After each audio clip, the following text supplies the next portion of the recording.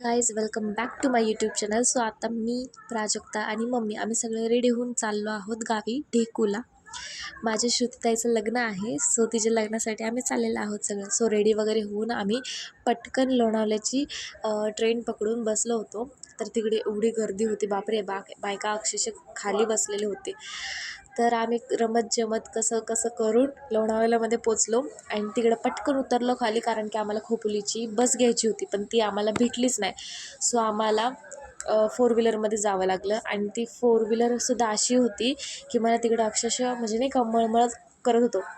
नशीब मी ट्रेनमध्ये वडापाव किंवा समोसा वगैरे काय खाल्लं नव्हतं, नाही तर मला खूप जास्त त्रास झाला असता. कसंबसं करून करून आम्ही खोपोलीमध्ये पोचलो आणि तिकडं मम्मी मिठाई वगैरे घेत होती, कारण की आम्हाला मिठाई वगैरे थोडीशी घेऊन जायची होती गावी, त्यामुळं. तर गुलाबजामुन आणि अजून एक पेढा घेतलेला, तर मला नाव नाही आठवते, पण घेतलं होतं.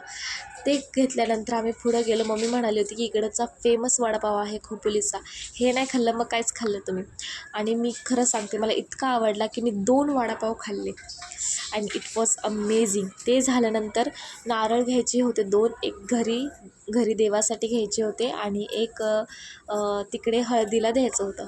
सो 2 नारळ आम्ही असे घेतले होते. ते झाल्यानंतर फ्रूट्ससुद्धा घ्यायचे होते. तर फ्रूट्समध्ये मम्मीने फक्त ग्रेप्स घेतले होते, कारण की लग्न कार्य आहे. तर घरात कोण थांबणार तर नाही आहे जास्त वेळ, फक्त द्राक्ष वगैरे घेतले. आणि इकडं आम्ही चाललो होतो, तर माझी बहीण बघा कशी चेहरा लपवते. तिकडे आम्हाला ढेकूची बस नाही भेटली, तर त्यामुळं परत आम्हाला रिक्षा करावी लागली. सो रिक्षा वगैरे घेऊन आम्ही पोहोचलो होतो फायनली ढेकूला. आणि इकडं लिहिलेलं आहे श्रुती राजेश शुभविवाहाचा banner. So I am very excited for that. आणि इकडे मंदिराचं कामसुद्धा चालू आहे, तर ते अजून झालेलं नाही आहे. गावाकडे जेव्हा एंट्री केली इतकं भारी वाटत होतं ना, असं वाटत होतं आता जायलाच नको पुण्यामध्ये, खरंच जायला नको, इकडंच राहावंशी वाटत होतं.